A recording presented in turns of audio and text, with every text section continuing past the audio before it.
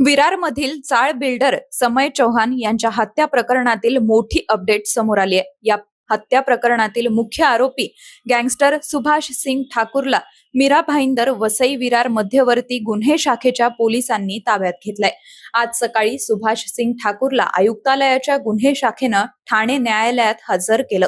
यावेळी न्यायालयानं सुभाष सिंग ठाकूर याला 6 दिवसांची पोलीस कोठडी सुनावली आहे। ही कारवाई पोलीस उपायुक्त संदीप डोईफोडे यांच्या नेतृत्वाखाली वरिष्ठ पोलीस निरीक्षक प्रमोद बडाख आणि मध्यवर्ती गुन्हे शाखेच्या टीमनं केली आहे। विरारमध्ये राहणाऱ्या समय चौहान या चाळ बिल्डरची 26 फेब्रुवारी 2022 रोजी विरारच्या मनवेलपाडा इथं गोळ्या घालून हत्या करण्यात आली होती। या प्रकरणात 13 आरोपींना मोक्का अंतर्गत अटक करण्यात आलेली होती। कुख्यात underworld don gangster Subhash Singh Thakur हा या हत्याकांडातील मुख्य आरोपी आहे। 90च्या दशकात मुंबईसह महत्वाच्या शहरांमध्ये दाऊद इब्राहिमच्या गँगमध्ये सुभाष सिंग ठाकूर हा सक्रिय होता। त्या काळात खंडणी, अपहरण, हत्या यासारख्या अनेक गुन्ह्यात त्याचं नाव समोर आलं होतं।